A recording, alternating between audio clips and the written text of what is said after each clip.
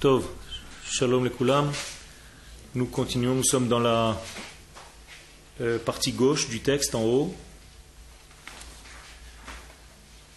Et le sujet, c'est la capacité à comprendre le lien qui relie le peuple d'Israël à sa terre.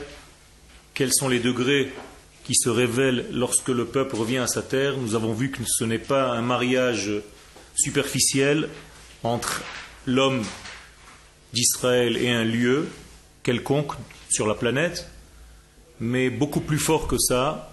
Lorsque l'homme d'Israël se retrouve dans ce lieu, en réalité il se retrouve dans le lieu qu'Akadosh Baruch Hu a créé spécialement pour cet homme, pour ce genre de neshama, pour ce genre d'élévation. Autrement dit, il y a une correspondance entre le lieu et la qualité de l'âme du peuple d'Israël dans ce lieu. Et c'est pour cette raison que ce lieu va agir, donc du bas vers le haut. La terre va donner des influences à celui qui marche sur cette terre. Et lorsqu'il y a correspondance, il y a en fait absorption. Et donc la terre d'Israël absorbe ses habitants, car il n'y a pas de rejet. S'il y avait un rejet, chas v'shalom, ça voudrait dire que la terre ne supporte pas, entre guillemets, la personne ou la manière de vivre de cette personne. À tel point que la conclusion du Rabbi David Avraham Azoulay dans Chesed le Avraham, c'est que la terre d'Israël, où elle vomit ses habitants, chas v'shalom, parce que l'habitant n'est pas à son niveau, où elle absorbe ses habitants, et tant que la terre n'a pas rejeté quelqu'un, entre guillemets, il a la qualification de tzaddik. Et donc il y a quelque chose de très fort ici qui voudrait dire que la notion de tzaddik se voit par rapport à l'acceptation de la terre de la personne. Donc tout celui qui habite en Eretz Israël s'appelle tzaddik, et la preuve que ramène Rabbi David Avraham Azoulay, Toda Rabba, c'est que la terre ne le vomit pas, que la terre ne le rejette pas. Donc ce que vous croyez peut-être jusqu'à maintenant comme une malédiction, lorsqu'on dit que Eretz Ochelet Yoshveha, c'est une terre qui mange ses habitants, en réalité c'est une bénédiction, elle absorbe ses habitants, et au contraire, elle a une digestion de ses habitants, car ses habitants représentent une nourriture en réalité qui correspond à la racine, à la qualité de la terre. Donc il y a un mariage entre la terre et l'homme. L'homme mange le produit de la terre et la terre absorbe l'homme.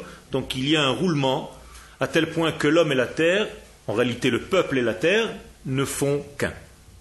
Et là il y a en réalité ce lien qui dépasse l'entendement, dont parle le Rav Kook dans Oroth, où il désigne ce lien comme quelque chose qui dépasse l'entendement humain, qui n'est pas compréhensible à l'homme et qui dépasse en fait le côté rationnel du lien.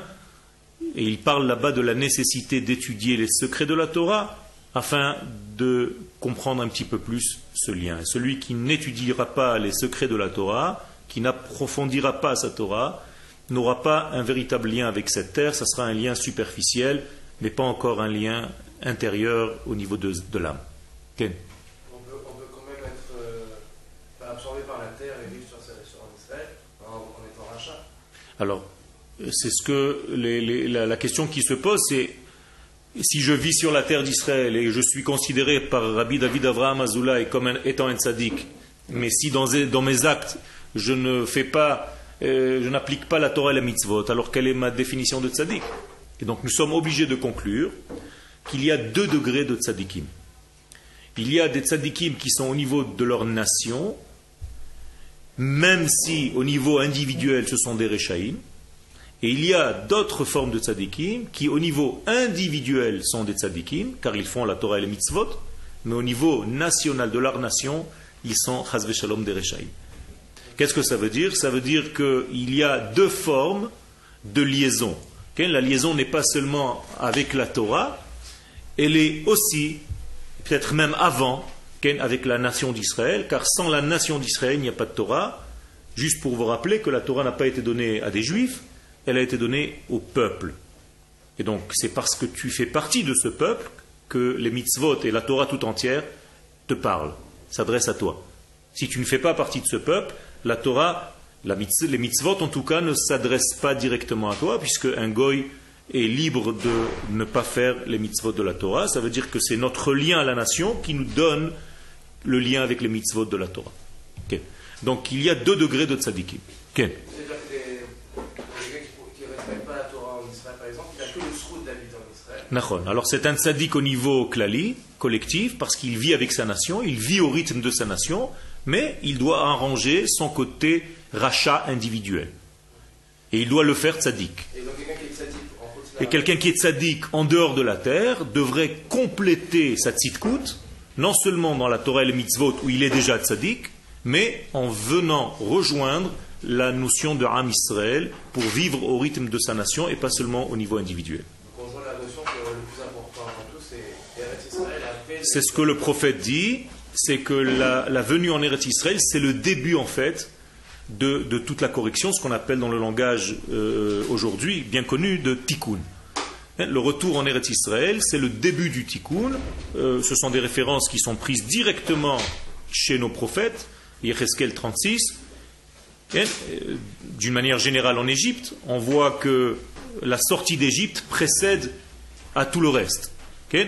Et c'est pour ça que les langages que Moshe Rabbeinu va recevoir de Dieu dans la paracha de Shemot, justement puisque nous y sommes, c'est 4 degrés de sortie, de rédemption.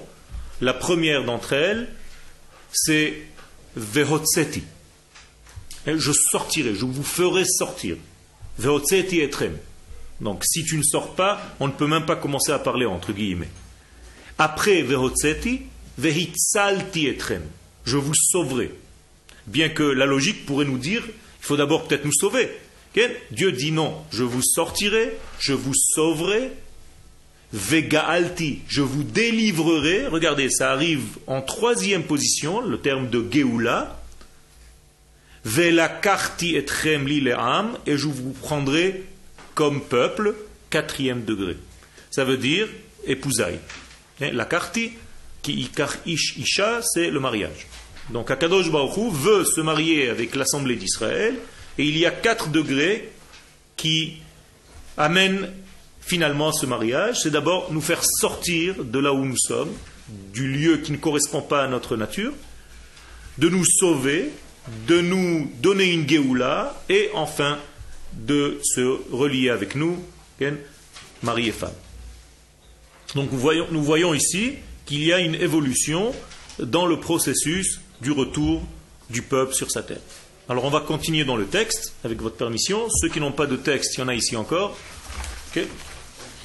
Il y en a là-bas aussi. Okay. Alors, nous sommes à la partie gauche. Vehin hine. Kiken man deate. Ve'aite talmudo beyado. Donc celui qui vient et qui a son Talmud dans sa main. Autrement dit, nous sommes en train de parler des gens qui ont étudié la Torah déjà en dehors de la terre d'Israël. Et ils viennent avec un bagage de Torah. Et chacun a eu l'habitude d'évoluer dans le monde de la Torah selon sa capacité, selon sa manière de recevoir les choses, selon sa vision des choses. Im Torah, Veirat Shamaim, Sherachash Bagalut. Donc nous parlons bien de Torah et de crainte du ciel qu'il aura acquis dans l'exil. Donc c'est un bagage de Torah, de crainte de Dieu, que l'homme a gagné déjà en Égypte ou en exil. L'Égypte et l'exil c'est pareil. Il faut que vous compreniez que chaque fois que la Torah parle d'Égypte, elle parle de tout. Elle parle de la France, des États-Unis et du Portugal. C'est pareil. Le langage de la Torah est codé. Donc lorsqu'il dit Égypte, il veut dire tout en dehors d'Eretz Israël. Donc c'est un langage commun à tous les exils. C'est pour ça que l'exil d'Égypte, c'est la matrice de tous les exils. C'est grâce à la matrice Égypte comme exil que nous allons avoir le modèle, en fait, premier de tous les exils de l'histoire. La même chose au niveau de la Géoula. C'est en comprenant la Géoula d'Égypte qu'on aura tous les modèles de Géoula jusqu'à la fin des temps. Donc, tous les jours, nous avons l'obligation de nous rappeler de la sortie d'Égypte et de le dire. Zecher l'Yetziat Mitzrayim. Et à chaque fois qu'on fait une fête, à chaque fois qu'on fait un kiddush, tout le temps, on se rappelle activement, c'est un souvenir actif, de la sortie d'Égypte. Autrement dit, ne t'endors jamais dans aucun exil, ne parle pas seulement de celui d'Égypte, mais souviens-toi activement que tu dois quitter tous les lieux sur terre qui ne correspondent pas à ta nature profonde, car en réalité tu vas partir dans une perdition, dans un oubli de ton identité, et chas v'shalom, ou toi, ou tes enfants, ou tes arrière-petits-enfants vont subir les conséquences. Donc, même si tu as de la Torah, même si tu as de la crainte de Dieu, que tu as acquis pendant l'exil, vehu savour shekaet miyad yizke la'alot od ma'alot bischut kedushata shel Eretz Yisrael, et un homme qui revient à sa source, donc qui monte en Eretz Yisrael, il a l'impression qu'immédiatement, tout de suite, il aura le mérite de monter dans les étapes de la sainteté de la terre d'Israël. Il est venu avec son bagage de Torah, et il va continuer son ascension, il va monter encore plus. Ulam en hadavar ken. Et il s'aperçoit très vite que ça n'est pas le cas. Il est déçu très vite. C'est-à-dire, il se passe quelque chose qui n'est pas naturel. Normalement, quelqu'un qui était déjà dans la Torah, qui évoluait dans la Torah, devrait continuer à évoluer, puisqu'il monte en Israël et que la terre d'Israël, c'est la terre du Saint, béni soit-il. Donc son évolution devrait être encore plus croissante, normale. Eh bien, il se passe quelque chose de bizarre. Lo mitdar le betechila bekan. Ça ne se passe pas immédiatement. Ce n'est pas quelque chose, un phénomène qui se voit, qui est visible dès le départ. Ça commence par une crise où cette personne n'arrive pas à trouver son lieu sur la terre d'Israël. C'est-à-dire, il y a un lieu précis qui apparemment correspond le plus à cette personne-là, mais pour arriver à trouver ce lieu, il faut encore une recherche sur la terre elle-même. C'est-à-dire, il est arrivé, il a déjà su que ça se passait ici, c'est déjà un bon point, mais lorsqu'il arrive ici, il est encore dans une recherche, ici même, dans le Kodesh, où se trouve l'endroit qui est propice à son évolution. Il ne le trouve pas immédiatement. Il y a un travail à fournir pour trouver ce lieu. Mamash da'atom metorefet alav, et les expressions ici du Rav sont difficiles. Il dit qu'il devient presque fou, parce qu'il n'arrive pas à trouver l'endroit correspondant à ce qu'il est. Kol musaga avodat Hashem shelo mitbalbelim ve'ovdim mimeno. Et il est possible que tout ce qu'il a acquis concernant le travail divin commence à se perturber, commence à se mélanger, ve'ovdim mimeno, même à se perdre de lui. C'est-à-dire qu'il a l'impression d'y laisser des plumes. Il est en train de perdre la Torah qu'il a acquis jusqu'à maintenant. Tarof itaref be'ain penot el hamenucha ve'el hanachala.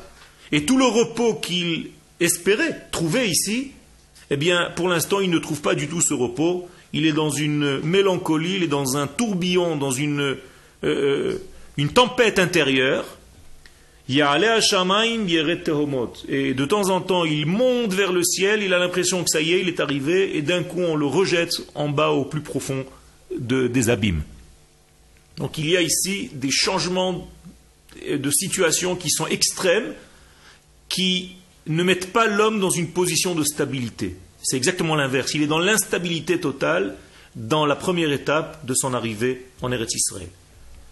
Le Rav compare ça à un bateau qui est dans une pleine tempête, en pleine mer, et ce bateau monte au-dessus des vagues et il descend au fin fond des vagues, et tous les habitants de ce bateau, c'est-à-dire toutes les formes intérieures de l'homme, se mélangent et tombent à droite, à gauche, manquent de stabilité, ne sont pas dans une position normale de tranquillité.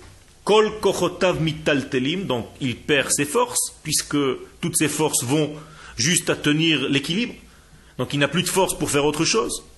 Kol ruchaniuto naaset bilti meuzenet, sa spiritualité commence à devenir instable et déséquilibrée. Ou bilti yetziva, donc il manque totalement de stabilité. il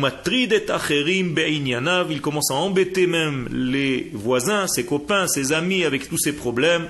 Ses agissements ne sont plus de bons agissements, il est très nerveux. Et ses conduites ne sont pas de bonnes conduites. Là aussi, il y a la colère, il y a les nerfs, il y a la déception. Tout se mélange. Et en fait, cet homme ne trouve pas du tout sa place. Il est dans une situation délicate, difficile. Tel point qu'il n'arrive plus à s'arranger tout seul, à se débrouiller tout seul. Hey Torah vehei mitzvah. Où est sa Torah? Où est sa mitzvah? Ma dehave elohave. Tout ce qu'il avait n'est plus. Tout a disparu. Rashi, là-bas sur place, dans la Gemara de Brachot. Bitouize, d'où vient cette expression-là? Tout ce qu'il avait, où est-ce que ça te trouve? Tout a disparu. Vient de la Gemara donc de Brachot à la page 31. Hey Torah vehei mitzvah. Où se trouve sa Torah? Où se trouve sa mitzvah? Par rapport à quoi c'est rappelé dans la Gemara? Bien, c'est une partie d'un chant que Rav Hamnuna Zouté chantait dans un mariage. La Gemara raconte que Rav Hamnuna Zouté chantait dans un mariage, et parmi les paroles de cette chanson, il y avait donc Hey Torah vehei mitzvah. Où est la Torah? Où est la mitzvah? C'est ce qu'il disait. Qu'est-ce que ça veut dire? À quoi voulait faire référence Rav Hamnuna en plein milieu d'un mariage? Lorsqu'on l'invitait dans des mariages, il chantait cette chanson-là. Qu'est-ce qu'il voulait dire par là? Il voulait dire, où est la Torah qu'on a étudiée jusqu'à maintenant?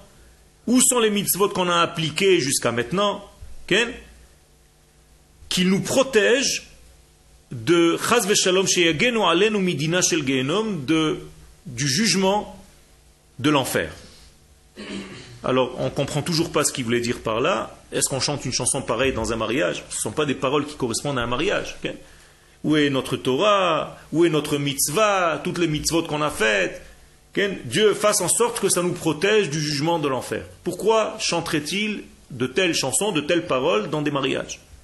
Ma haïta kavanato bazé. Donc, le Rav pose la question, qu'est-ce qu'il voulait dire? Quel était le sens de ces paroles? Bishat chatuna, lorsqu'il y avait un mariage, Keshechashash Rav Hamnuna, il avait peur, Rav Hamnuna. De quoi? Shema mitoch hasimcha yetera, parce qu'il y avait tellement de joie, et il voulait tellement rentrer dans la joie, qu'il avait peur qu'en réalité, Ya'abed mishehu et acheshbon shel hazeirut v'yavo l'idée kalut rosh. Que quelqu'un parmi l'assemblée, parmi les gens qui sont venus au mariage, perde un peu la tête, se saoule un peu, soit tellement dans un excès de joie, qu'il fasse des choses qui ne sont pas très au niveau de la tzniout, au niveau de la correction, au niveau du comportement d'un juif. Et donc, une petite légèreté de tête, ce qu'on appelle kalut rosh en hébreu, aurait pu le faire sortir, pourrait le faire sortir du droit chemin pendant le mariage. Alors qu'est-ce qu'il a fait? Il a fabriqué une chanson, un chant, et donc à chaque fois que les gens commençaient un petit peu à se chauffer dans un mariage, à se lâcher, il leur chantait cette chanson: n'oubliez pas, nous avons un jugement dernier, et faites gaffe, faites attention à ce que vous êtes en train de faire, ne vous lâchez pas totalement, gardez un comportement normal, ne vous perdez pas.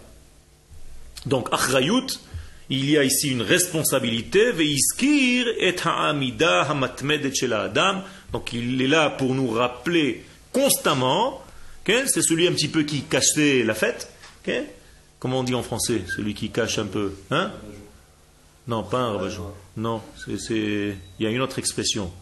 Celui qui vient et qui casse en fait l'ambiance un petit peu. Un casseur d'ambiance, top. Alors, il y avait une expression, j'ai oublié. Top, l'ochashouv. Et il est là en fait pour descendre le niveau de la température en fait ambiante du mariage. Et il ramène l'homme à une conscience. En réalité, qu'est-ce qu'il lui dit à cet homme? Il lui dit: rappelle-toi qui tu es dans ton intériorité, tu es un homme, et comporte-toi en tant que tel. Fais attention de ne pas perdre ton côté humain, même lorsqu'il y a des excès de joie dans ta vie. Garde ta stabilité d'homme, reste un homme dans toutes les situations. C'est ça que ça veut dire. Parce qu'il y a une force à l'intérieur qui demande de toi, qui te pousse à rester un homme. Et qui c'est cette force intérieure? C'est la Neshama. La Neshama que nous avons à l'intérieur de nous donne une émission constante et qui dit reste un homme, sois un homme, ne perds pas ta stabilité d'homme dans n'importe quelle situation de la vie. Alors, lorsqu'il y a des moments difficiles, là aussi, chas v'shalom, mais là on parle aussi, même dans des moments de joie, fais attention de ne pas te perdre dans ces moments de joie, dans un laisser-aller total qui va te donner une certaine légèreté où tu vas perdre ton degré d'homme. El mul ha'emet ha'muchletet shel ha'olam, garde en face de tes yeux la vérité absolue du monde, c'est-à-dire que le divin est toujours là, qu'il est dans une observation totale, que tu es dans un degré de responsabilité et ne perds pas ce degré-là. Shehi dina shel gehenom. Et c'est comme ça qu'on compare le terme de din gehenom, du jugement de l'enfer. Autrement dit, qu'est-ce que c'est le jugement de l'enfer? C'est pas qu'il y a un monstre avec une fourche qui est en train de te juger dans un monde de flammes, mais en réalité, c'est la vérité absolue de notre vie qui nous apparaît, et elle apparaît face à ce que nous avons vécu de notre vie. Est-ce que vous comprenez? Ça veut dire, qu'est-ce que c'est que l'enfer en fait? C'est qu'on te met en face de ton vrai miroir. Alors si tu t'appelles Nagid Asher, eh bien on va mettre Asher en face du vrai Asher. Et le vrai Asher, c'est celui dont Dieu t'avait fabriqué, que Dieu t'avait donné au départ, ton potentiel Asher. Et on veut voir aujourd'hui, est-ce que tu as été exactement fidèle à ce degré que Dieu a créé, ou est-ce que tu t'es comporté complètement différemment de ce que tu devais être? Donc on va te comparer avec qui? Avec toi-même. Et le décalage entre vous deux, c'est en réalité la valeur de l'enfer que tu vivras. Chas v'shalom. Okay? Donc vous comprenez ce que c'est l'enfer. En hébreu, l'enfer se dit un grand vide, gei ben hinom, gehenom, c'est-à-dire une grande vallée vide. En réalité, c'est le fossé qui est entre toi et toi. Entre ce que tu es dedans et ce que tu parais dehors. Okay? Si tu es un tricheur, eh bien, va se créer un fossé entre ce que tu es dedans et ce que tu es dehors. Tu as l'impression de mentir à tout le monde autour de toi, personne ne le sait parce que tu caches ton jeu. Mais en réalité, tu ne peux pas cacher ce jeu à la lumière divine. Donc un jour, on va te montrer devant un miroir qui tu es vraiment et qui tu as été ici dans ce monde. Et si ce n'est pas exactement collé, et ça c'est le Gan Eden, ça c'est le paradis, eh bien tout décalage, c'est 1 degré d'enfer, 2 degrés d'enfer, 3 degrés d'enfer, 4 degrés d'enfer, et ainsi de suite.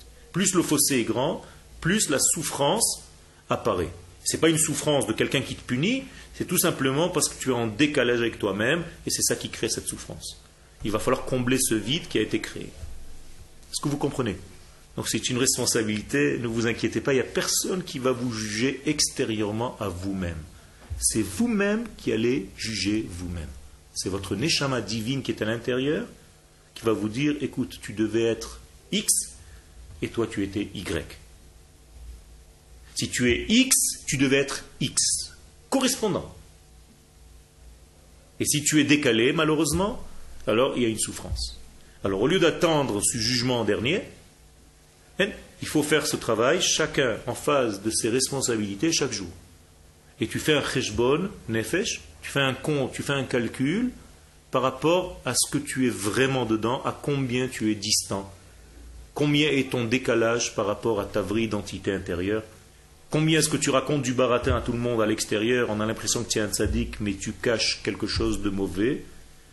Ou est-ce que ton potentiel tzaddik de l'intérieur, tu ne l'as jamais vécu? Et pourquoi? Pose-toi les questions, mets-toi en face de toi-même et évite en réalité des choses désagréables plus tard. Il y avait une question? Oui, je voulais savoir si on peut retrouver ces sentiments à travers certaines peintures. Tout à fait. Chaque fois, pas seulement une peinture, une musique, une peinture, tout ce que vous voyez, une expression qui est, en réalité, vous êtes témoin de cette expression, bien en réalité, c'est comme si vous étiez devant un miroir. Donc par rapport à ce que tu vas ressentir lorsque tu vas regarder un tableau, en réalité, même si ce tableau est invariable, il sera variable par rapport à la personne. Un exemple, quelqu'un qui est très triste aujourd'hui, qui s'est levé avec une certaine tristesse, s'il rentre dans une galerie d'art, il va trouver tous les tableaux tristes. Parce qu'en réalité, c'est le reflet de lui-même. Donc il va dire, ah, j'aime pas cette couleur, ça m'angoisse, il y a quelque chose qui est, c'est perturbé, machin. Et en réalité, il est en train de parler de lui. Okay? Soi-disant, en parlant de la toile. Okay? C'est un travail psychologique où on peut savoir dans quelle situation il se trouve. S'il vient de recevoir une super bonne nouvelle, il rentre dans la galerie, il dit, oh là là, quelle merveille! Il trouve les choses belles, même les choses qui paraîtront pas belles pour d'autres. Pourquoi? Parce qu'il est dans une position où son reflet revient vers lui-même. Et donc il y a changement de situation selon le degré dans lequel l'homme se trouve chaque jour. Et c'est comme un miroir, et tout ce qui se passe autour de nous, en réalité c'est tout subjectif et pas objectif par rapport à notre situation d'aujourd'hui. Et nous devons toujours arriver à une objectivité. Or, l'objectivité n'est jamais de l'homme vers Dieu, elle est toujours de Dieu vers l'homme, car l'homme ne peut pas être objectif, il est toujours subjectif, il est par rapport à ce qu'il est lui-même. Alors qu'est-ce qui nous reste? L'objectivité. Et comment je peux être objectif si je suis un homme? Eh bien, je ne ressens pas et ne fais pas les choses par rapport à moi seulement, mais je fais les choses parce que Dieu est descendu vers moi. Et ça, c'est objectif. C'est lui qui vient vers l'homme, c'est pas l'homme qui monte vers Dieu. C'est pour ça que c'est Dieu qui est descendu pour nous donner la Torah, entre guillemets. C'est pas nous qui sommes montés un jour sur une montagne pour lui dire on est prêt. Okay? Ça veut rien dire tout ça. C'est lui qui est venu vers nous. Donc la Torah, c'est une Torah qui est venue du divin vers l'humain. C'est ce qu'on appelle la prophétie. Okay? Ça veut rien dire. Chercher à s'élever, ça veut dire faire descendre un petit peu plus de Dieu en nous. C'est ça, s'élever. D'accord?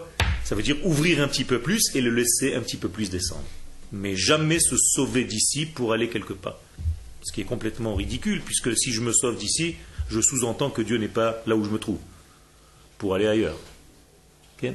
Donc déjà, j'ai fauté. Et en plus de ça, je limite Dieu, puisque je vais vers une certaine direction, je monte. Donc j'ai l'impression d'avoir mis Dieu dans ma petite cervelle, et donc je l'ai limité à ce que moi je comprends.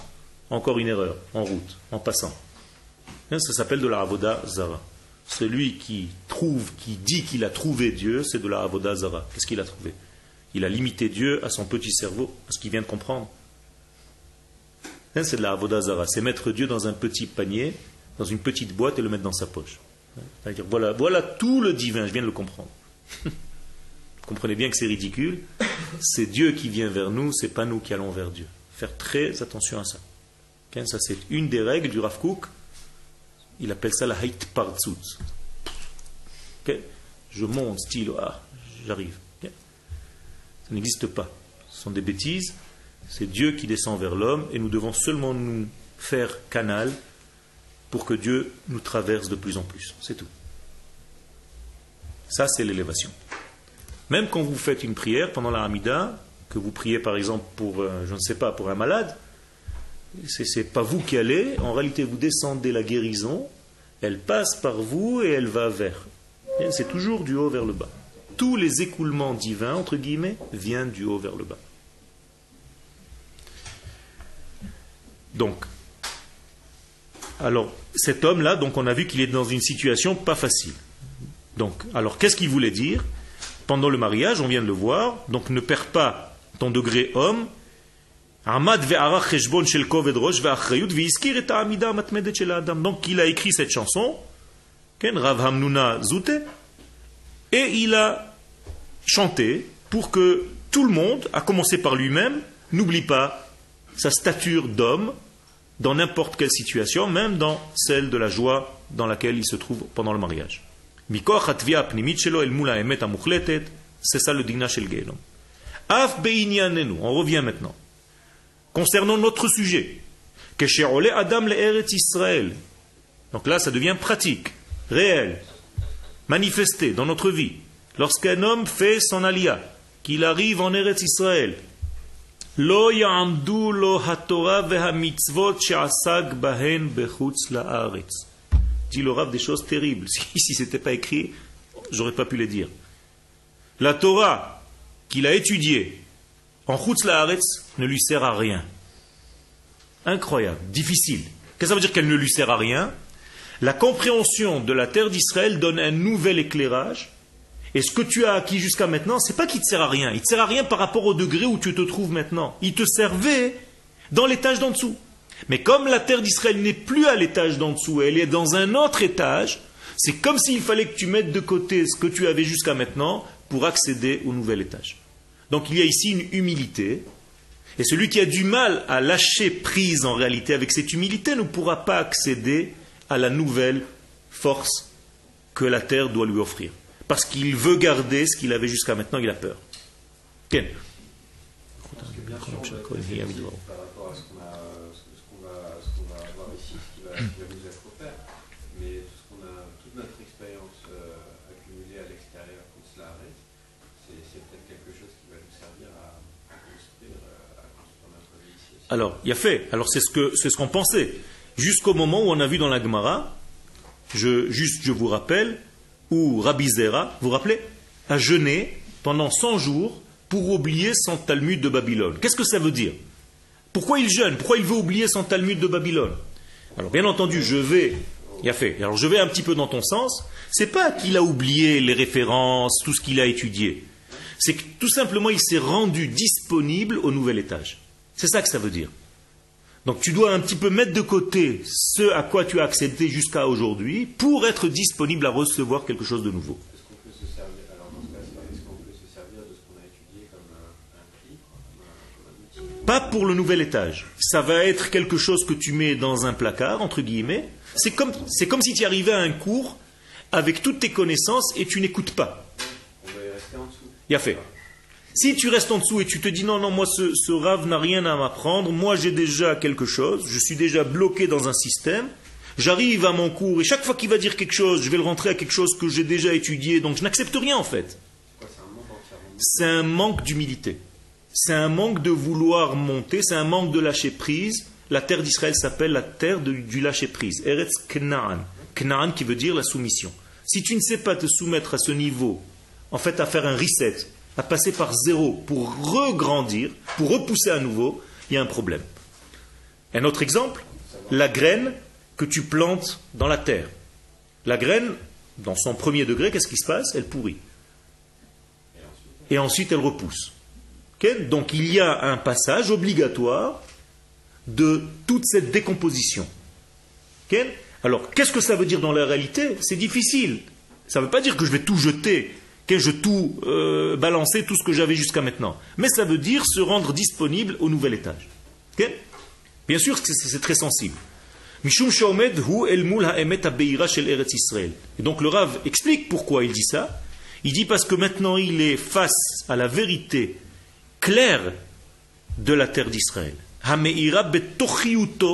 Et ça c'est une nouvelle vérité. C'est une Torah de l'intérieur. C'est une Torah du secret. C'est une Torah du fond, du profond, qui n'avait pas jusqu'à maintenant accès à cette Torah. Donc c'est un nouveau degré de révélation, une nouvelle force, un nouvel angle de vision qui n'était pas possible de voir jusqu'à maintenant.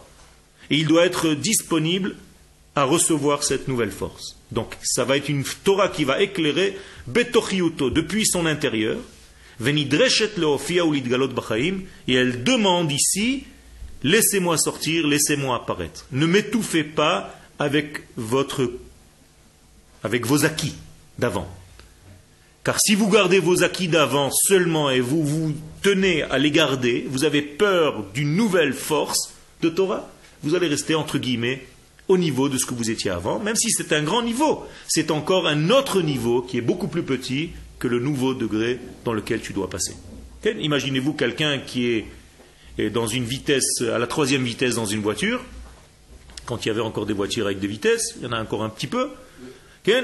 Et tu forces, tu arrives au maximum et tu entends le moteur qui va presque exploser. Et quelqu'un va te dire, tu sais, il faut faire un petit truc là, il faut passer. Tu dis, non, je ne peux pas passer, regarde, je suis à fond.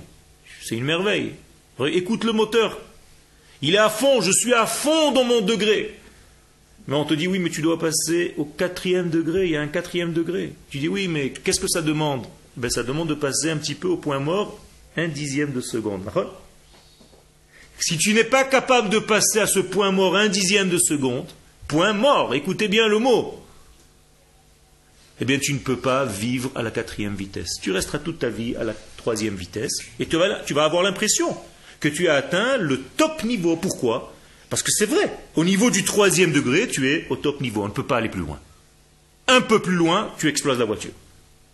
Seulement tu as oublié que tu avais un 4e niveau et un 5e niveau. Exactement comme les 5 degrés de la Neshama. Okay? Ça veut dire, si tu as peur de passer au point mort, pour grandir, eh bien tu vas rester petit. Et si tu as acheté un avion, tu pourras rouler au maximum sur le terrain de l'aéroport. Okay? Tu ne pourras jamais voler. Tu vas utiliser ton avion comme une voiture. Et tu vas avoir l'impression que tu es au top niveau. Okay? Imagine, j'ai venu voir un avion qui monte à 250 km/h et il est sur la piste, mais il ne monte pas. Alors, on n'a pas encore compris l'autre degré. Alors, je vous donne quelques exemples de la vie, et ce sont des exemples, à mon avis, qui peut-être ne sont pas exactement ce que ça doit être, mais ça reflète quand même pas mal cette idée. Donc, il faut avoir un certain courage. Je pense qu'il y a un élément de courage. Je pense qu'il y a un élément d'humilité. Donc, il faut courage et humilité. Il faut une certaine, comment on dit, gmishut, liot gamish, souple, une certaine souplesse, okay, pour arriver à réaliser ce passage-là. Okay. Et donc, il y a ici quelque chose de réel. Be'akara ou be'ratson, et regardez les deux mots-clés qui arrivent en fin de phrase. Behakara ou beratson. Qu'est-ce que ça veut dire behakara ou beratson? Qu'est-ce que c'est hakara en hébreu? Une prise de conscience. Et ratson, c'est quoi? Une volonté. Ça veut dire quoi? Ça veut dire que tout ce que j'avais jusqu'à maintenant, c'était à quel degré? Je n'avais pas encore de choix véritable. Comprenez? Et ça, on rentre déjà dans un autre domaine dont j'ai parlé il y a les cours d'avant, qu'on appelle le secret de la Nessira, c'est-à-dire qu'il y a un certain moment où nous sommes forcés de faire les choses, et il y a un certain moment où nous avons le choix de les faire. Vous vous rappelez? Et tant que tu ne t'es pas déconnecté du forcé de faire les choses, tu ne pourras pas choisir de faire les choses. C'est comme un enfant, il est forcé de faire ce que son papa dit, donc jusqu'à l'âge de, peu importe, il va être comme le petit-fils de son père, et tout ce que le père va dire, c'est Kodesh Kodashim. À partir d'un certain moment, il commence à découvrir que son père n'est pas Kodesh Kodashim, que son père se trompe, que son père a des faiblesses. Et donc l'enfant, qui n'est plus tout à fait un enfant, va se rebeller, va dire à son père, Atkan, jusqu'à là. Tu m'as assez conduit, j'étais soumis à toi jusqu'à maintenant, et là, donc il y a un passage qu'on appelle, nous ici, le point mort, un rejet total, c'est comme s'il repassait par zéro. Et ça va lui permettre de quoi à cet enfant? De devenir indépendant. Alors c'est obligatoire comme processus, ça fait très mal au père généralement, mais l'enfant a besoin de ça. Et après, qu'est-ce qui se passe? Le fils va, par choix, revenir vers le père ou pas du tout. Mais c'est un choix déjà. C'est exactement ce qui se passe chez nous vis-à-vis de Dieu. Nous avons tous des moments où nous avons grandi naturellement comme des petits-fils de Dieu, et à un moment donné, nous nous rebellons contre Dieu. On a l'impression qu'on connaît plein de choses et on rejette un petit peu, et après on revient par choix. Et c'est au niveau collectif, au niveau de la nation d'Israël, pareil. Il va y avoir une période où les gens vont être anti-Dieu, parce que c'est le moment où ils se détachent, ils font une crise d'adolescence, et après ils vont revenir par choix. Et ça, c'est la période messianique. Vous comprenez? Tout est réglé et ça fait peur quand ça se passe. Mais en réalité, c'est un élément obligatoire, naturel du processus. Il ne faut pas avoir peur. Des questions jusqu'à maintenant? On continue. Zman Rav Over, donc il va se passer beaucoup de temps. Il faut avoir de la patience. Okay? Ça aussi, on peut le rajouter dans ce que j'ai dit tout à l'heure, de la patience. Okay? Pour tous ces degrés d'être capable de monter à un autre niveau. Zman rav over ad yasim tehila baaretz v'Hashem yitbarach mar'eh lo panim.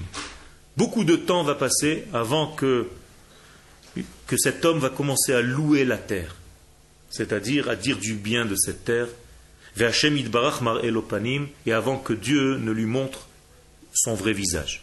Ça veut dire Dieu en fait joue à cache-cache au départ, pour voir si vraiment tu te colles à cette terre, ou si tu es à distance et tu te poses encore des questions, tu n'as pas encore compris tout à fait la qualité intrinsèque de cette terre.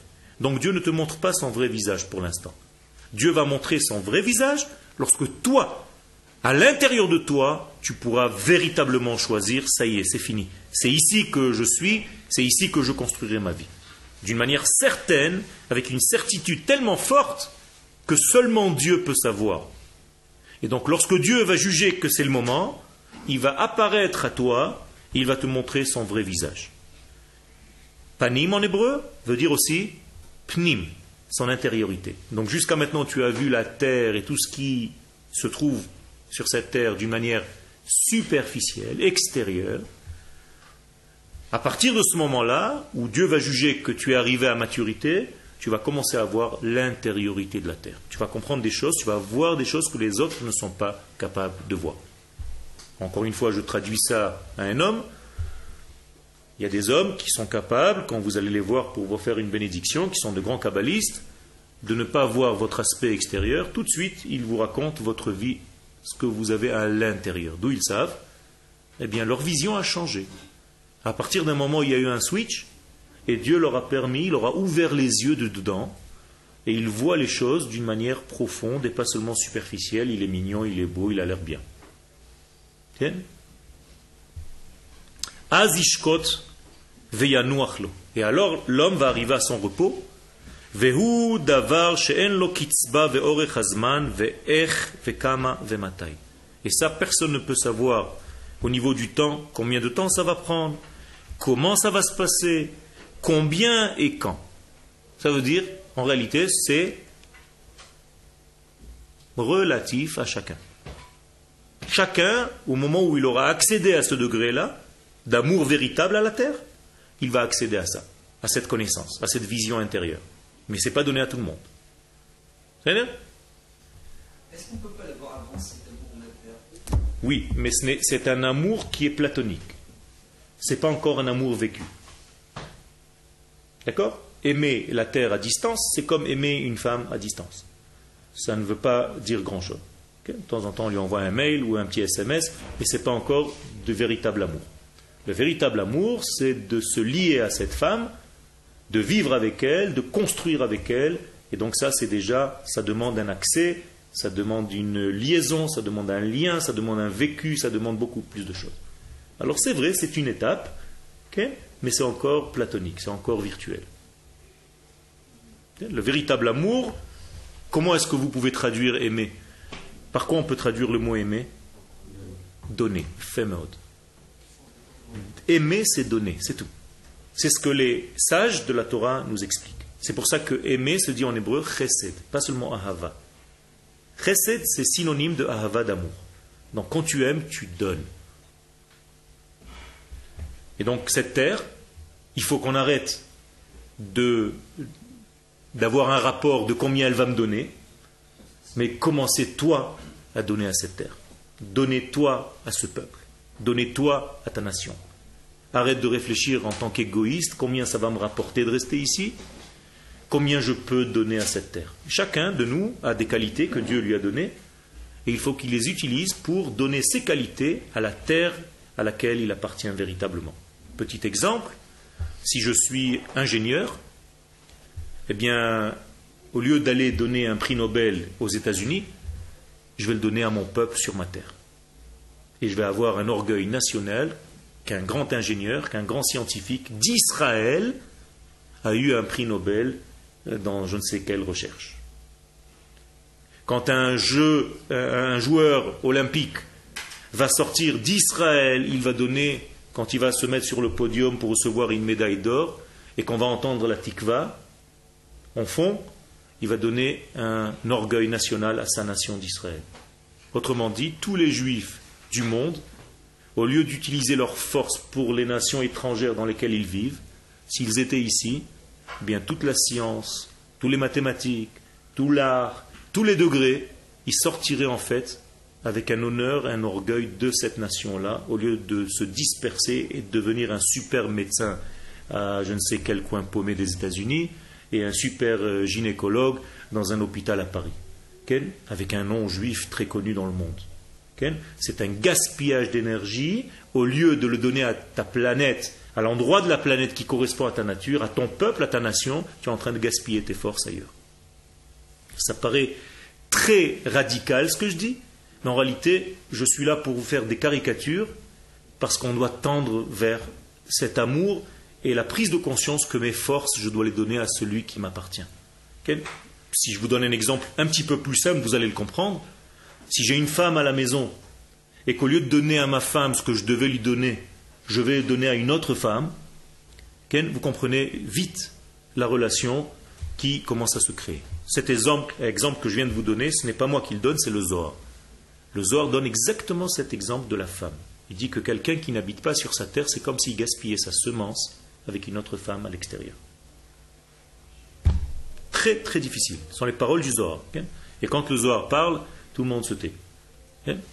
Rabbi Shimon Bar Yochai, il n'y a pas de machloket. Les kol echad, les fi inyanav, ou les fi ma'asav, ou les fi shoresh nishmato. Donc chacun, ça va prendre du temps pour arriver à ce niveau-là. Meshech hazman, donc ça va durer. Ça dépend de ce que tu es. Ça dépend de, encore une fois, de ce test avec lequel tu ne peux pas tricher. Il n'y a que toi et Akadosh Baruch Hu qui savez où tu en es, dans quel lien tu es. Et d'ailleurs, c'est la question que Dieu nous pose. Comme lorsque Adam s'est sauvé, lorsqu'il a fait ce qu'il a fait, il s'est caché dans l'arbre. Vous vous rappelez? Et Dieu qui apparaît dans le jardin, et qu'est-ce qu'il lui dit? Ayeka. Il lui pose une question, il le cherche dans le jardin, qu'est-ce qu'il lui dit? Où es-tu? Oui ou non? Non. Il lui dit pas où es-tu, il sait très bien où il est. Il lui dit où en es-tu? De quoi tu te caches? Tu crois que tu peux te cacher de moi? C'est de toi-même que tu te caches. Est-ce que tu sais où tu es dans ta vie? Où en es-tu dans ta vie? Qu'est-ce que tu es en train de jouer avec des feuilles de vigne en train de cacher ta nudité? À quoi tu joues? Tu as encore un gamin qui est en train de jouer derrière les arbres. Eh bien, ce gamin, c'est chacun de nous. À notre âge, chacun à son âge, il est en train de jouer encore, de continuer à jouer à cache-cache. Avec qui? Avec lui-même. Il est en train de se mentir toute sa vie. Il faut faire attention de sortir de ce système. C'est un cercle vicieux. Il faut devenir des hommes vrais, authentiques, de plus en plus cohérents, liés à ce que nous sommes à l'intérieur. Arrêtez de tricher.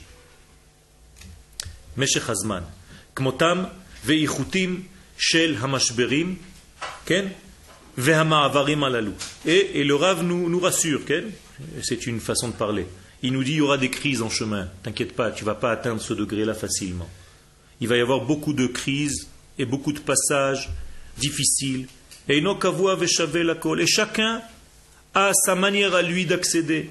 Ça veut dire que toi, tu auras accédé à cette chose et ton voisin aura peut-être un autre cheminement. Ce n'est pas pour tout le monde la même chose. L'un, ça va être très difficile, l'autre un petit peu moins. Parce qu'il ne s'agit pas ici de quelque chose de technique, de mécanique. C'est une apparition d'un nouveau degré de vie qui est très complexe et très composé de beaucoup d'éléments. C'est un processus de hitbagrut, comment on dit, de maturation, de maturité, et hitbashlut, tu deviens de plus en plus mûr.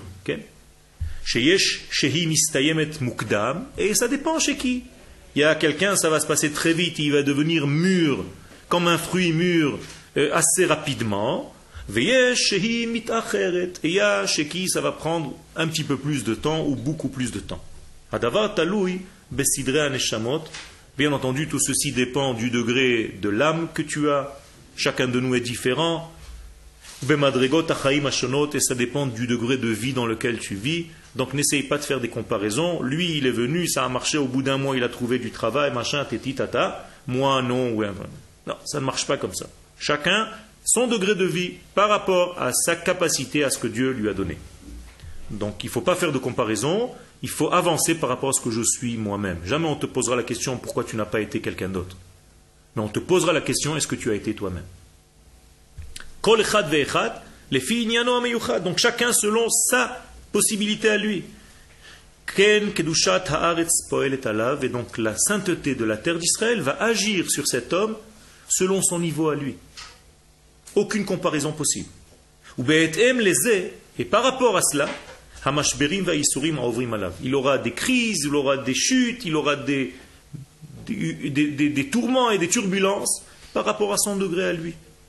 Ou meshech hazman hanidrash lo lehagia leshlemuto, et ainsi il aura aussi un temps bien précis pour arriver à maturité. Ça aussi, c'est entre lui et sa qualité d'âme et sa qualité de vie et ce qu'Akadosh Baruch Hu a prévu pour lui.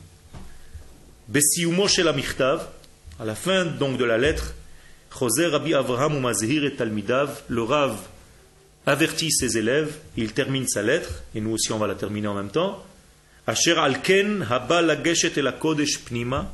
Donc je vous dis, mes chers élèves, tout celui qui vient rentrer dans la Torah, à l'intérieur, qui arrive en Eretz Israël, qui veut accéder à ce nouveau niveau, Yazmin atzmo lekol ha'amur, qu'il se prépare à tout ce que je lui ai dit jusqu'à maintenant, Veyafrin benafsho, et qu'il prenne conscience dans son âme, Asher lo hakoach la'amot bechol ele, qu'il a la force de passer toutes ces épreuves, car sinon Dieu ne donne pas ces épreuves-là. Donc il a la capacité de le faire, il peut réussir. Vous pouvez réussir. Donc bien qu'il y ait une préparation énorme au niveau de l'intérieur, de l'âme de la personne, de ne pas perdre ses oreilles, c'est une expression, les sages, qu'on ne te coupe pas les oreilles en route. Kemashal hagamal, c'est un exemple que la Gemara dans Sanhedrin 106 rapporte, un exemple du chameau chez Alach lechapes karnaim qui est parti se chercher des cornes. Un chameau qui cherche des cornes. Vegazezulo af etoznav, on lui a dit on va te couper d'abord les oreilles avant que tu commences à recevoir des cornes. Donc finalement vous avez compris qu'il n'a pas reçu de cornes, mais il a en même temps perdu ses oreilles. Qu'est-ce que cet exemple vient nous dire? Ne cherche pas à devenir celui que tu n'es pas, parce que celui que tu es, tu vas le perdre. Et celui que tu n'es pas, tu ne seras jamais. Donc tu vas tout perdre. Donc faites attention de ne pas vous déguiser en quelqu'un d'autre. Soyez vous-même. Donc celui qui veut accéder à un haut niveau sur la terre d'Israël, et qui n'a pas le cœur d'un homme courageux, voulez hatmid b'ma'avak, et quelqu'un qui va savoir qu'il va y avoir des guerres et qu'il va être obligé de se battre, Sofo sheyetse kereach mikan ou mikan. Il va sortir chauve de là et de là. Il y a une autre expression que les sages nous racontent, c'est un homme qui a deux femmes, une jeune et une vieille. Et chaque fois qu'il vient chez la jeune, elle lui dit, oh mon chéri, je vois un petit cheveu blanc. Mais comme elle est jeune, qu'est-ce qu'elle lui fait? Elle lui enlève les cheveux blancs pour qu'il reste avec ses cheveux noirs. Et quand il revient chez la femme un petit peu plus âgée, il dit, oh mon chéri, tu as encore quelques cheveux noirs. Et elle lui enlève les cheveux noirs. Finalement, au bout du compte, au bout de 2 semaines, il est complètement chauve.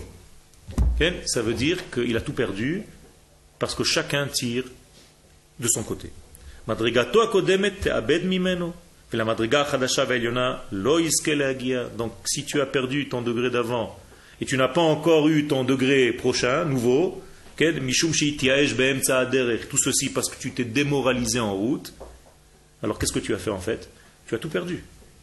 Parce qu'on t'a dit de lâcher le premier niveau, mais sur la route du 2e niveau, tu es déjà en pleine dépression, tu as tout lâché. Il